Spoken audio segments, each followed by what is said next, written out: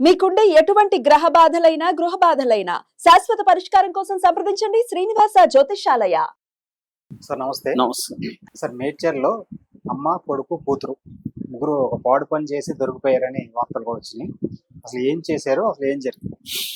అమ్మ కొడుకు కూతురు కలిసి ఒక ఘోరమైన పాడు పని చేశారని వార్త వస్తుంది. పాడు పని అంటే ఏం లేదు, అంటే వాళ్ళ ముగ్గురు కలిసి ఒక దందా నడిపారు. ఆ దందా ఏంటంటే మళ్ళీ మొన్న మనం యూనివర్సల్ సృష్టి ఫెర్టిలిటీ సెంటర్ నడిపారు కదా, సరోగేసి. అదే దందాన్ని వీళ్ళు కూడా వేరే గ్రూప్ అన్నమాట ఇది. అంటే ఎప్పుడైతే యూనివర్సల్ సృష్టి ఫెర్టిలిటీ సెంటర్ సికింద్రాబాద్ లో దాడి జరిగి దాదాపు 15 మెంబర్స్ ని అక్కడ అరెస్ట్ చేసి దాని నెట్వర్క్ అంతా బ్రేక్ చేశారు పోలీసులు. దాంట్లో నుంచి ఇంకొన్ని విషయాలు బయటకు వచ్చాయి. కానీ ఈ కేసు దీనికి ఈ కేసుకి రిలేటెడ్ కాదు. ఇది ఏమందంటే ఒక తల్లి కొడుకు కూతురు. కొడుకేమో కెమికల్ ఇంజనీరింగ్ చదివారు, కూతురేమో సాఫ్ట్వేర్ ఇంజనీర్ గా పనిచేస్తుంది. సో తల్లి ఏమో భర్తతో విడిపోయింది, ఆమె విడాకులు తీసుకుంది. సో తల్లి కొడుకు కూతురు ముగ్గురు కలిసి సొరగసి పిల్లల్ని అమ్మడం, ఈ అండాల్ని ఇచ్చేసేయడం, ఈ ఏజెంట్లు పెట్టి అక్రమ దందాని వీళ్ళు మొదలు పెట్టారు అన్నమాట. సో అసలు వీళ్ళ దందా ఎలా చేశారు, పోలీసులు ఎలా వీళ్ళ గురించి ఇన్ఫర్మేషన్ పోలీసులకు ఎలా వచ్చింది, సో ఎలా పట్టుకున్నారు, దీని వాల్యూమ్ ఎంత, ఈ విషయాల గురించి మనం మాట్లాడుకున్నాం. ముందుగా తల్లి పేరు నర్రెద్దుల లక్ష్మీరెడ్డి, 45 ఏళ్ళు ఈమెకి. ఈమె కొడుకు పేరు నరేందర్ రెడ్డి, 22 ఏళ్ళు. కూతురు పేరు ఎక్కడా రాలేదు, కూతురు అని మాత్రం వచ్చింది. ఆ అమ్మాయి బెంగళూరులో సాఫ్ట్వేర్ ఇంజనీరింగ్ ఉండి ఈ మధ్య హైదరాబాద్కి వచ్చేసింది. ఈ నర్రెద్దుల లక్ష్మి అనే ఆవిడ, లక్ష్మీ రెడ్డి ఆమె పేరు, లక్ష్మి అనుకున్నాం. లక్ష్మి అనే ఆవిడ ఒరిజినల్ గా చిలకలూరుపేట, మన ఏపీ పల్నాడు జిల్లా చిలకలూరుపేట ఆమెది. ఆమె భర్తతో విడాకులు తీసుకున్నాక ఈ పిల్లల్ని చదివించుకోవడం కోసం డబ్బులు సరిపోక ఆమె ఏం చేసిందంటే అండాల్ని తన అండంని అమ్మడం అనేది మొదటగా మొదలు పెట్టింది. అలా ఆమెకి మహారాష్ట్రలో కొన్ని కాంటాక్ట్స్ వచ్చాయి. బాంబేలో అక్కడ వాళ్ళకి తెలిసిన వాళ్ళు ఎవరో, బాంబేలో నువ్వు అండం ఇస్తే నీకు డబ్బులు ఇస్తారు, ఈమెకి డబ్బులు అవసరం, అలా మొదలైంది. దాంతో ఆమె ఏం చేసిందంటే ఆ డబ్బు సరిపోలే, అండంకి ఎక్కువ ఏమిస్తారు, అదేమి సరిపోలేదు. దాంతో ఏం చేసిందంటే ఆమె అండం ఇచ్చే వాళ్ళని అమ్మాయి లేడీస్ని పట్టుకోవడం, ఆమె సప్లై చేయడం ఈ ఫెర్టిలిటీ సెంటర్ కి అనే దందా మొదలు పెట్టింది. ఈ దందాలో అక్కడ కూడా ఆమెకి గ్రీడ్ సరిపోక ఏం చేసిందంటే చిన్నపిల్లలు ఎక్కడైనా ఉంటే వాళ్ళని ఎత్తుకొచ్చేయడం, లేడీస్ కి కొంత ఈజీగా దగ్గర అవుతారు కదా, వాళ్ళని ఎత్తుకొచ్చేసి అమ్మేయడం, ఇలా చైల్డ్ ట్రాఫికింగ్ లేకి ఆమె ఎంటర్ అయిపోయింది. ఎప్పుడైతే ఎంటర్ అయిందో పిల్లల్ని కూడా దాంట్లోకి కనీసం ఆమె వరకే చేసి పిల్లల్ని బాగానే చదివించింది. తను జేఎన్టీలో చదువుకున్నాడు, కెమికల్ ఇంజనీర్.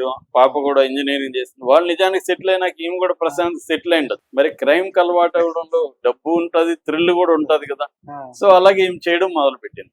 మొదలు పెడితే ముంబై పోలీసులు ఈమెను పట్టుకున్నారు. పట్టుకొని కేసు పెట్టి జైల్లో పెట్టారు.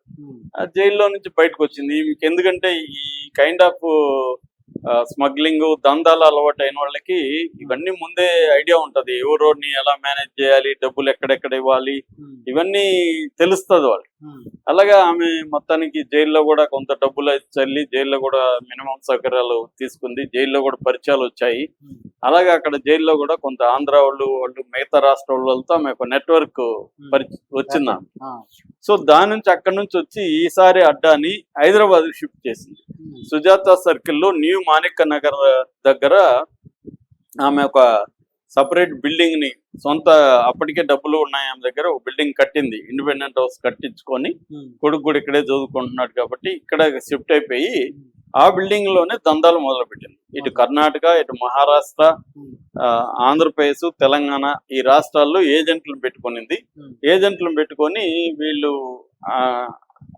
2 రకాలు, ఒకటి అండాలని తీసుకొని సప్లై చేయడం, హాస్పిటల్ దగ్గర డబ్బులు తీసుకొని అందులో కొంత డబ్బులు వాళ్ళకి ఇవ్వడం, ఇది ఒక మెథడ్ అయితే. రెండోది సరోగేసిని 2021లో బ్యాన్ చేసింది ఇండియా. అంటే కమర్షియల్ సరోగేసిని బ్యాన్ చేసి అల్ట్రూయిస్టిక్ సరోగేసిని అలో చేస్తుంది. అల్ట్రిక్ సర్గస్ అంటే ఇప్పుడు అవసరం. నాకు నా వైఫ్ కి పిల్లలు లేరు అంటే పిల్లలు లేరు అనేది తేలాలన్నమాట. పిల్లలు కనే ఇంకా పరిస్థితి లేదని తేలాలి.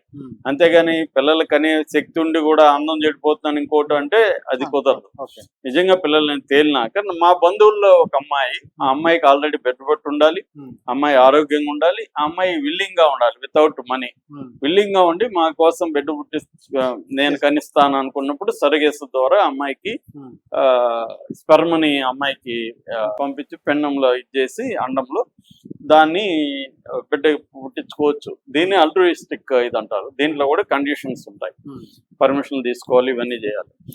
ఈ కమర్షియల్ సర్వీస్ అంటే డబ్బు తీసుకొని అన్నోనోళ్ళు కనిచ్చడం అనేది బ్యాన్ అన్నమాట.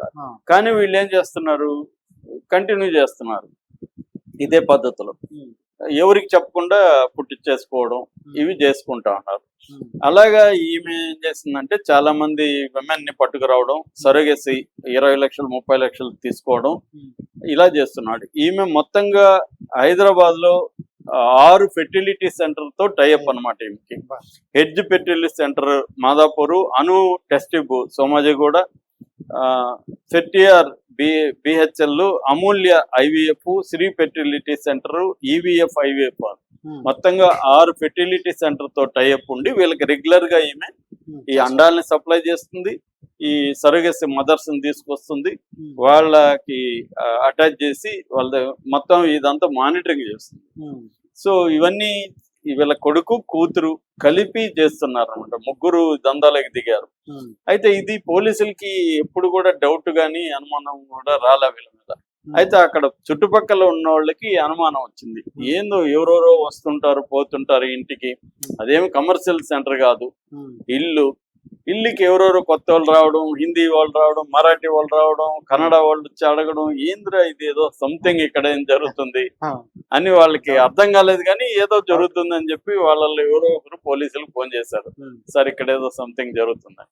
దాంతో పోలీసులు వచ్చి రైడ్ చేశారు.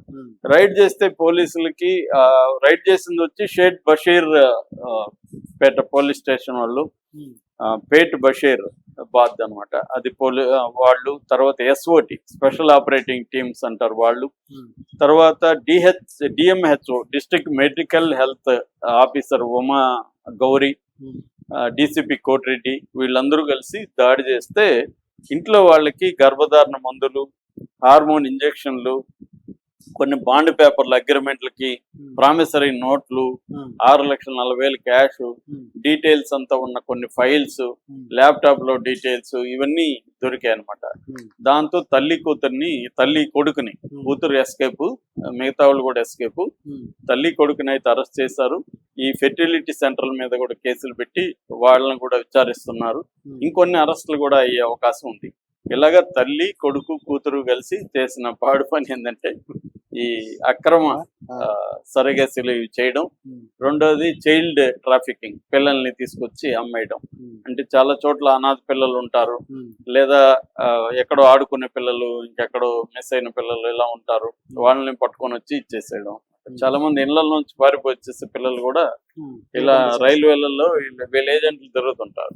వీళ్ళు ఏంటంటే ఆ ట్రైన్ లో ఎవరైనా పిల్లలు ఒంటరిగా ఉండడం కనుక వీళ్ళు మంచిగా వాళ్ళతో స్నేహం చేసి వాళ్ళకి బిస్కెట్లు అవి కొనిచ్చి, వాళ్ళు కూడా ఏం తెలియదు, అమాయకంగా ఇంట్లో నుంచి ట్రైన్ ఎక్కి వచ్చేసి ఉంటారు, అలాంటి వాళ్ళని వీళ్ళు క్యాచ్ చేసి తీసుకెళ్ళిపోతారు అనమాట. సో వీళ్ళని తీసుకెళ్ళి ఇలాగా అమ్మేయడం అనేది వీళ్ళు చేస్తున్న పని అన్నమాట. Thank you sir.